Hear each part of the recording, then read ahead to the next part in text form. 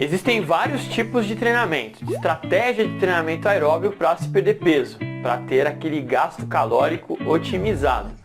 E vários treinos são configurados dentro de um programa de treinamento.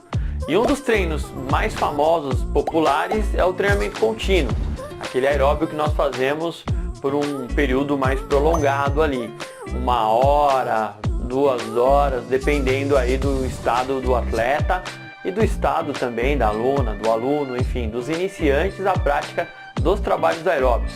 Agora, um detalhe importante é o tipo de estratégia que você vai utilizar para otimizar o seu treinamento. E esse tipo de estratégia, geralmente, ele não é muito assertivo. Hoje vou trazer para vocês como funciona o trabalho e quais são as estratégias ideais para se acelerar o processo de emagrecimento e fazer com que os treinos otimizem a cada dia e a cada estímulo dado. Vejo vocês depois da vinheta.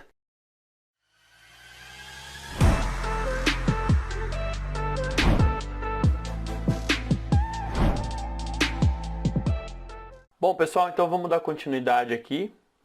Vou mostrar para vocês agora os tipos de treinamento que nós temos aeróbico que pode otimizar no processo de emagrecimento, ok? Então, eu começo aqui falando sobre o treinamento intervalado. Esse trabalho, ele tem como principal objetivo estabelecer aqui uma estratégia que possa facilitar nessa queima, nessa degradação de gordura, né? Os exercícios eles são repetidos, intercalados por períodos de recuperação, ou seja, eu dou um pico, né, um estímulo forte, e aí dou um intervalinho, dou estímulo forte, dou intervalo.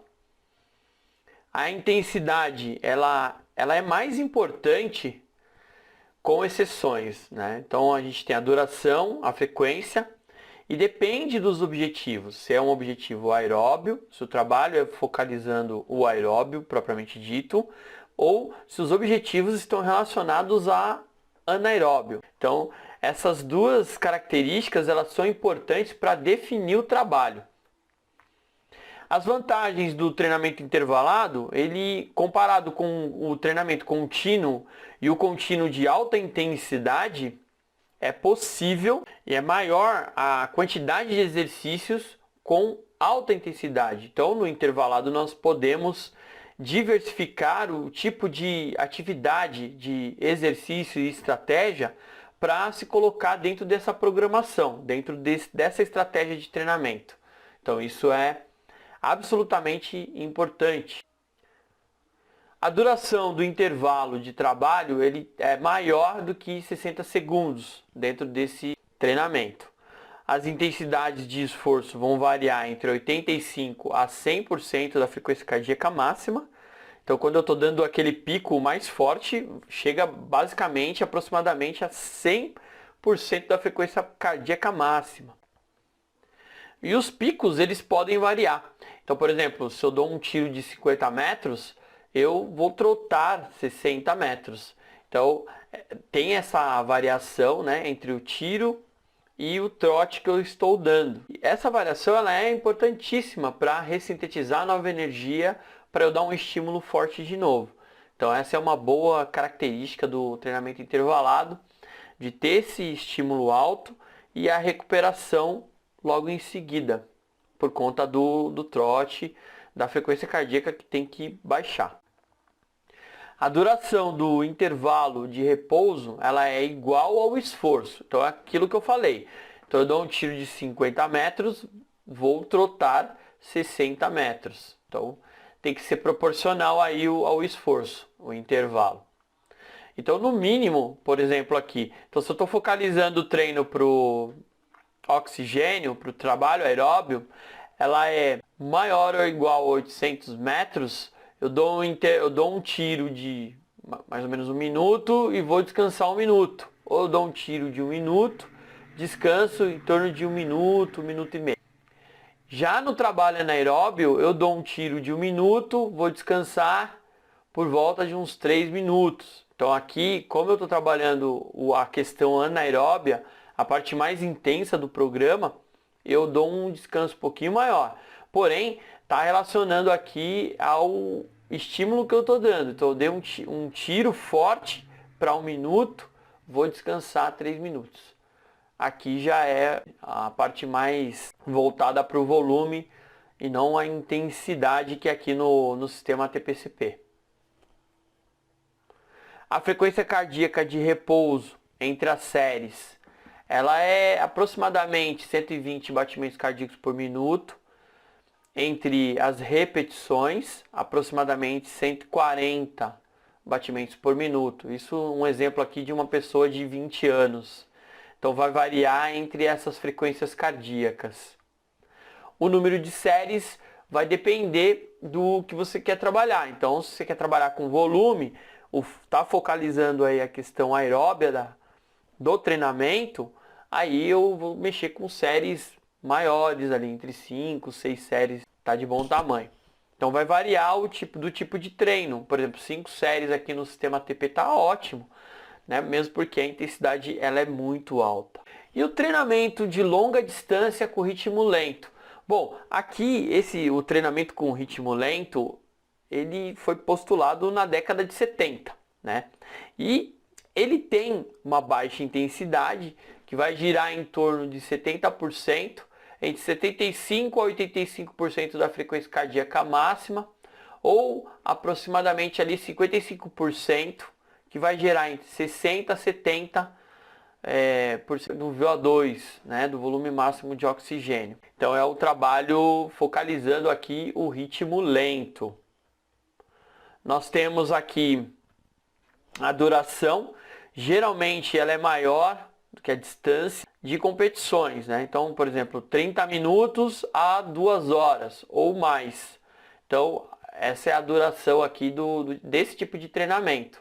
Então, nós não podemos fazer um programa de treinamento que vá e que fique muito próximo ao ritmo que eu vou trabalhar numa competição. Tem que ser um pouco menor, já que eu estou trabalhando longa distância. Existe aqui também uma crença que a alta resistência ela é proporcional ao volume. Então, isso é uma crença que lá na década de 70 se falava muito sobre isso. Quanto mais eu corro, mais resistente eu vou me tornar.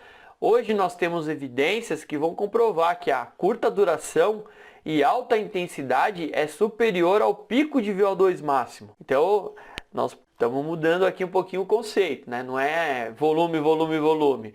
Os trabalhos de alta intensidade também levam o aluno, a aluna, a um grande pico de VO2 máximo. Então, pode trabalhar também a resistência.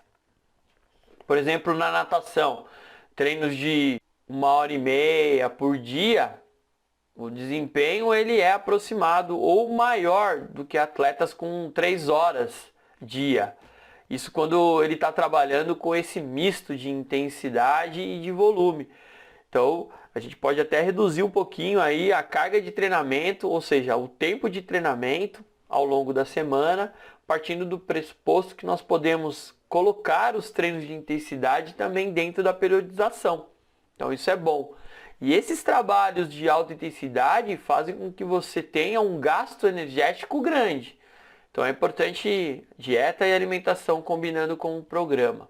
Então nem sempre ele é o melhor. Por exemplo, o trabalho de longa distância, o ritmo lento, ele é um trabalho que vai funcionar ali depois de um programa pesado, de intensidade muito alta. Aí eu estou trabalhando uma volta calma, entre aspas, estou trabalhando uma recuperação do cardio, recuperação da musculatura. Então o ritmo lento, ele é importante para manutenção, como eu falei já em outros vídeos falando sobre periodização de treinamento. É importante ter esses ritmos dentro da periodização.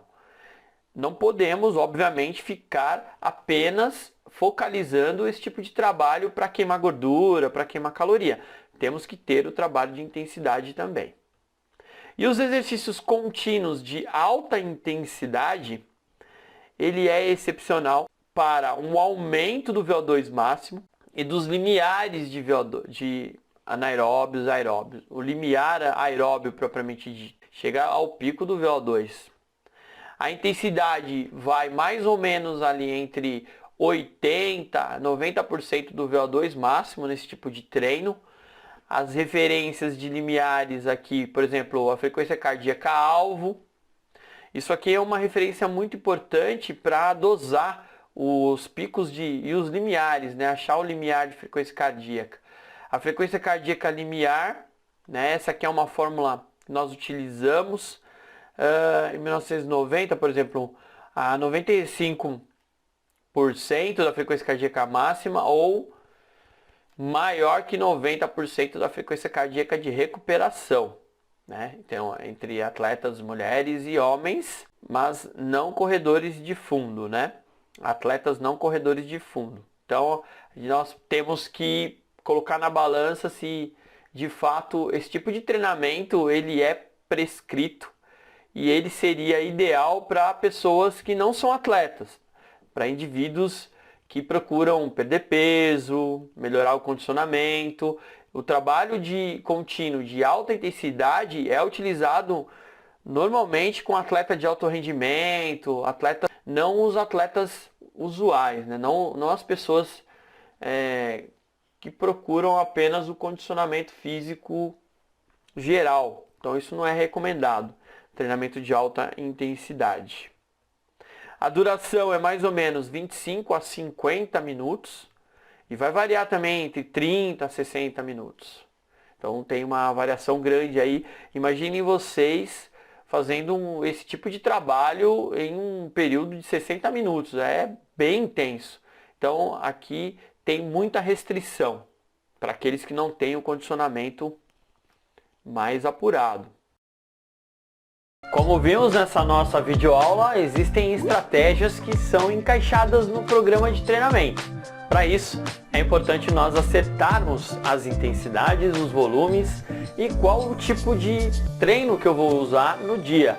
Não basta apenas escolher um determinado treino e sair usando sem tomar cuidado com a alimentação, sem tomar cuidado com a hidratação, sem tomar cuidado com o seu ritmo diário ali no que se refere à alimentação. Uma parte importante que nós aprendemos hoje é respeitar os intervalos, as intensidades, o tipo de volume, o tipo de estímulo que eu estou dando para o meu corpo. Essa é uma estratégia muito boa para se obter o sucesso. É isso aí, gente. Esse foi o vídeo de hoje. Essa foi a videoaula de hoje. Eu espero que vocês tenham gostado e vejo vocês nos próximos vídeos.